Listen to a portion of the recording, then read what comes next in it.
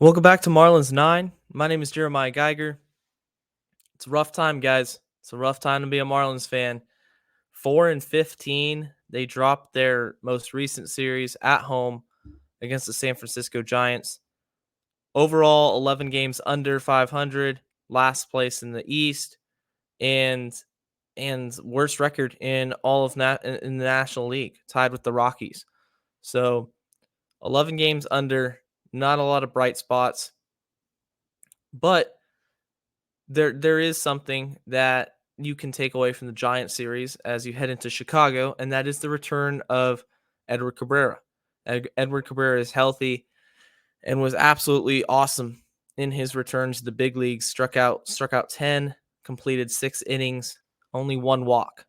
So the command, which has been an issue his whole career, wasn't an issue at all his first start of the season. So really good to see there. Also, Ryan Weathers. Shout out to Ryan Weathers, who set a career high in strikeouts. Double digits. He hit 10 strikeouts against the Giants also. But other than that, the bullpen has been terrible. The offense is sporadic, inconsistent, apart from Brian De La Cruz, who is absolutely on a tear right now, scorching hot. Extra base machine right now, Brian De La Cruz. But they're not winning games, and they've put themselves in position to win games. Like Edward Cabrera, first start against the Giants, they were up, they're winning, and all of a sudden they lose. The bullpen blows it, and you lose a 1-run game, ultimately 4-3. It's games like these that the Marlins were winning last season and not winning this season.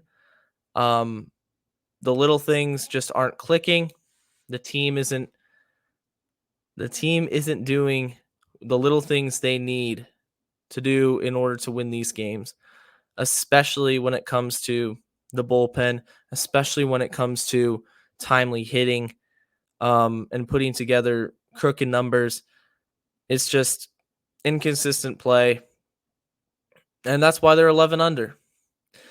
But a lot of negativity surrounding this team, a lot of negativity surrounding the fan base right now, and it's hard. It's hard to kind of process this as a fan when you're not even, at the end of April.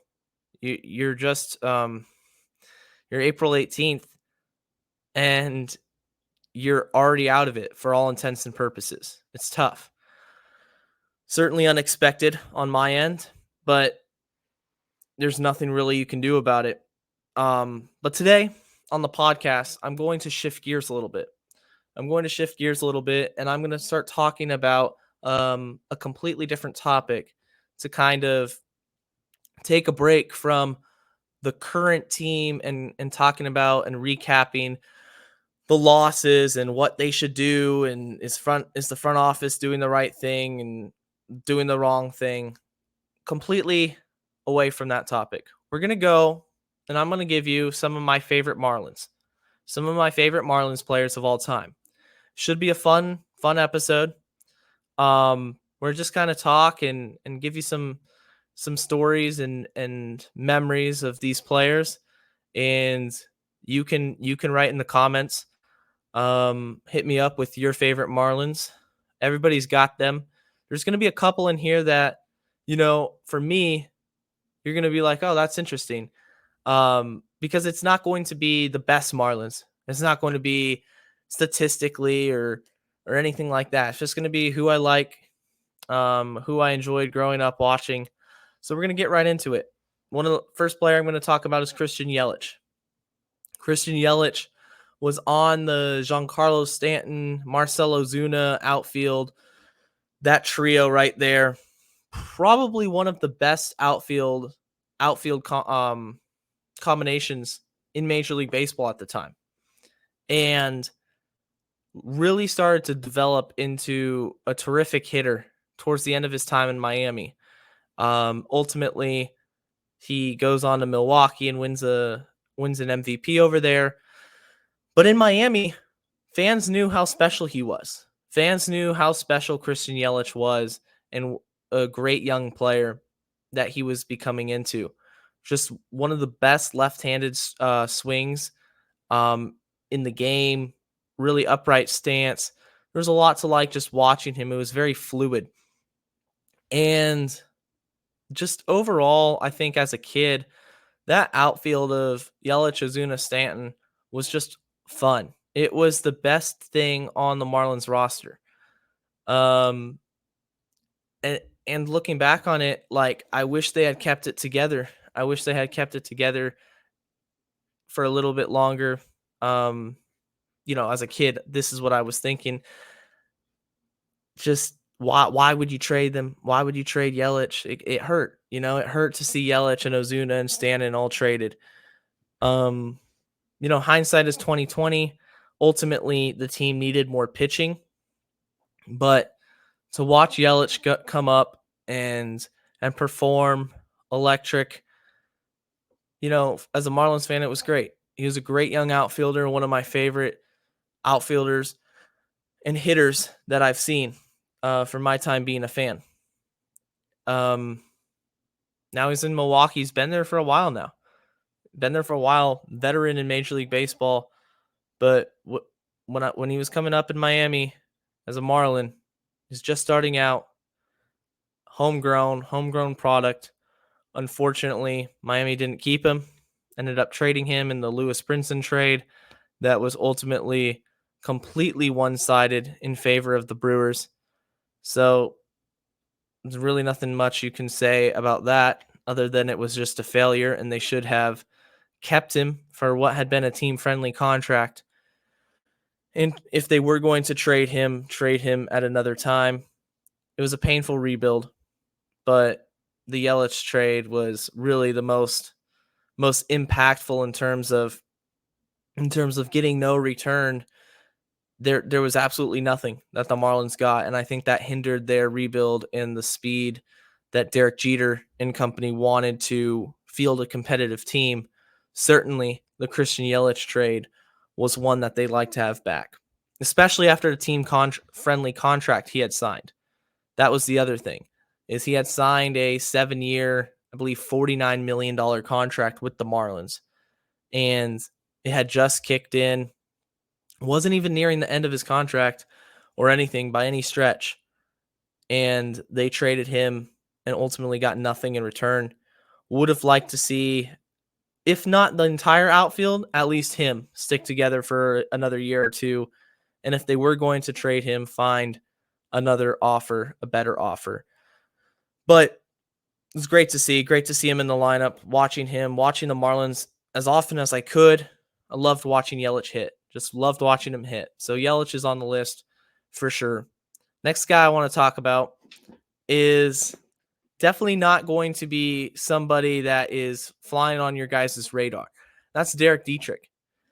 Derek Dietrich is one of my favorite Marlins, and he's one of my dad's favorite Marlins, and I have a distinct memory of him. It was a Sunday game, and this is before the Marlins made that uniform switch. So they were wearing the orange jerseys. If you remember, on Sunday, they'd be wearing the orange jerseys at home. And they were playing the Cardinals, and Dietrich hits a walk-off base hit, I believe a single or a double, and is running around the bases, and the guys come out of the dugout and start chasing him down, and they rip at his jersey, and his jersey comes off, and completely shirtless, and he's just jacked, just yelling and screaming. His chains are flying all over. He's got the mullet, got that hair, and he's just a cool guy. Like, it was just so cool. And from the left side as a hitter, wasn't a star by any means, but open stance, can hit the ball a mile, and just got that swag. He was that swag. Brought that swag to every game he played in. Again, with all the chains and the hair, like, dude was cool. So I think he's one of the coolest Marlins of all time, and one of my favorite personally to play in a Marlins uniform. And even when he left the Marlins, had some memories up there in Cincinnati, pimping home runs off Chris Archer. If you guys ever get a chance to see the highlights of that, absolutely smoking balls into the river there at PNC Park. So I think when it's all said and done, he's a fun guy, really really cool guy to watch play baseball as a kid. You kind of look up and you're like that guy's got swag. Um, so Derek Dietrich's up there for me. Also, moving on, we're going to talk about the current Marlin, Sandy Alcantara. These guys, Yelich and Dietrich, were part of the team, back when I was a kid growing up, just, 7, 8 years ago.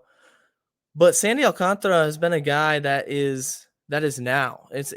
He's a Bruce Sherman era guy, carrying over from the Derek Dietrich guys, not Derek Dietrich, the Derek Jeter era, into the Bruce Sherman era, and still with the team. Unfortunately, injured all of 2024, won't be able to perform until 2025, Tommy John surgery. But throwback to 2022, he wins his Cy Young Award.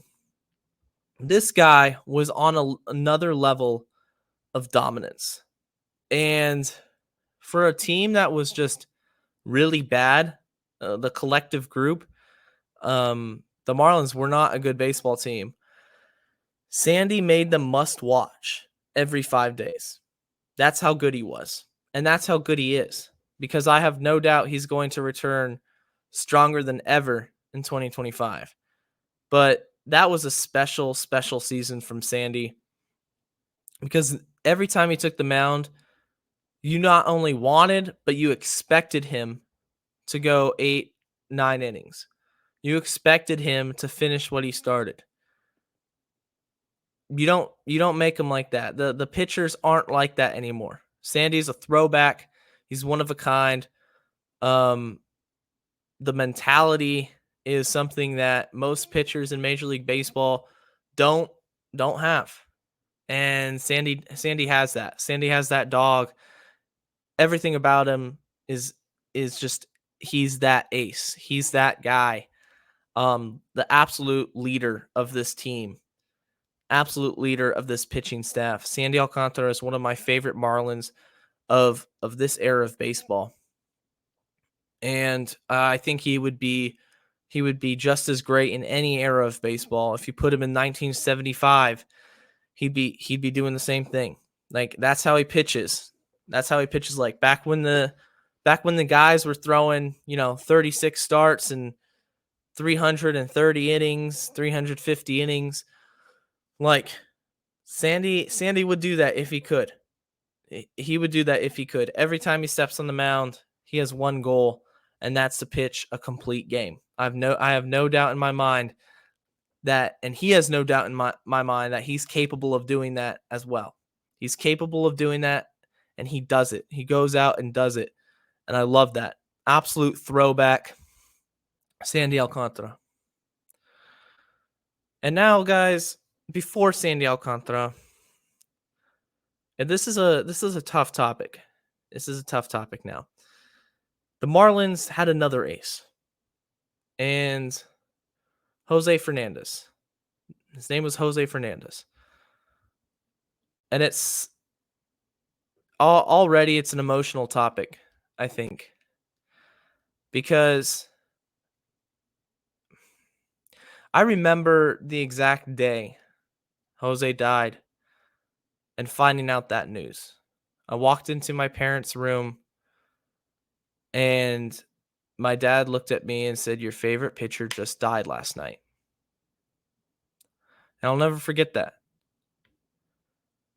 Your favorite pitcher just died last night. Like, what? I couldn't believe it.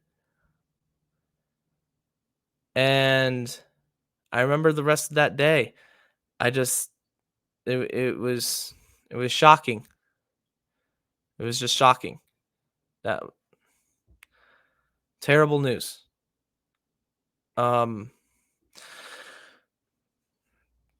But this isn't about his death. This is about his life and the way that he brought joy to baseball and the way he played the game.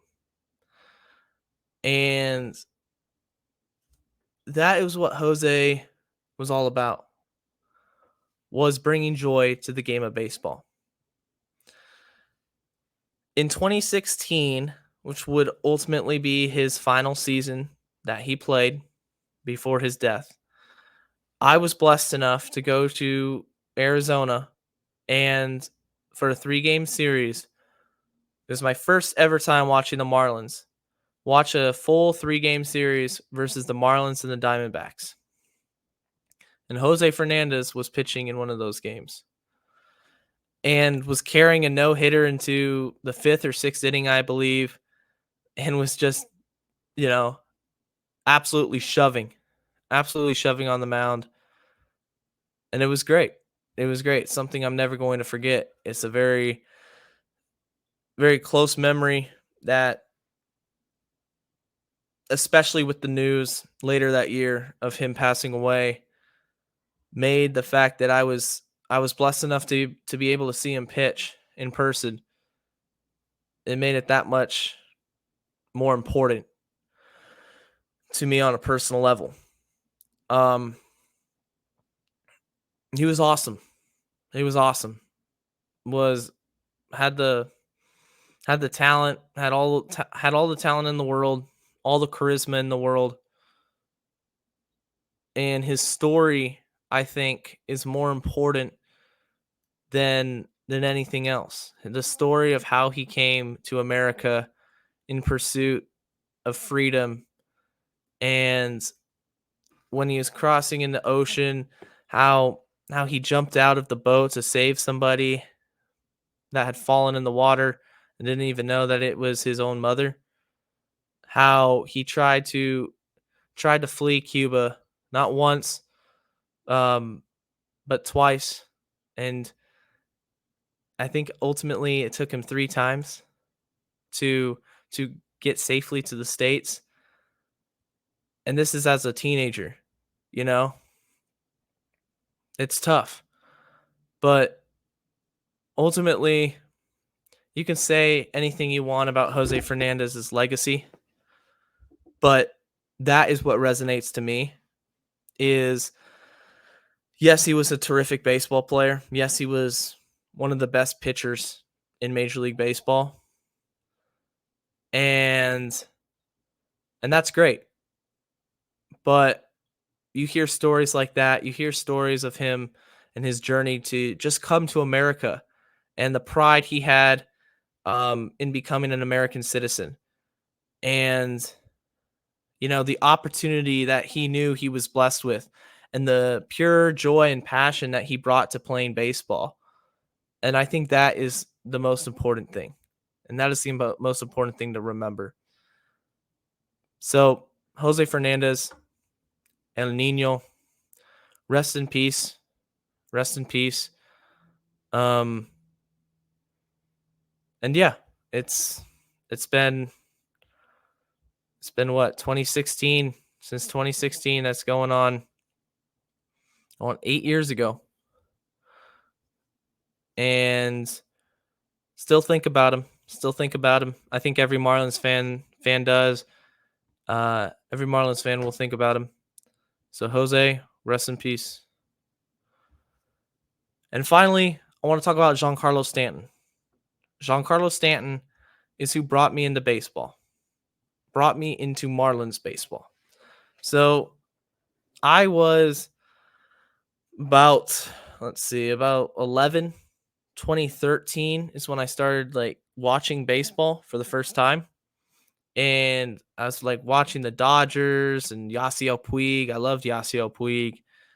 And then 2014, I was like, oh, the closest thing to me in Major League Baseball is the Seattle Mariners, because I was living in Oregon and we didn't have a baseball team. So everybody liked the Mariners. I'm like, well, I guess I like the Mariners. And I was watching the Seattle Mariners, and they're playing Miami Marlins. And today is actually the anniversary of what I'm about to tell you, April 18th. Oh, and this guy, Giancarlo Stanton comes up to bat in the ninth inning. It's a tie game and the bases are loaded. And he hits a mammoth grand slam. Just crushes it. It's a walk-off grand slam. Probably one of the most electric, exciting plays in baseball. A walk-off grand slam. And that was the moment I became a Marlins fan. That was the moment I became a Marlins fan. And I love Giancarlo Stanton. He was my favorite player. Without watching that play, would not have happened. That singular play, Giancarlo's walk-off grand slam against the Mariners, is what brought me into Marlins baseball. Is what made me a fan. And I'm never going to forget that play.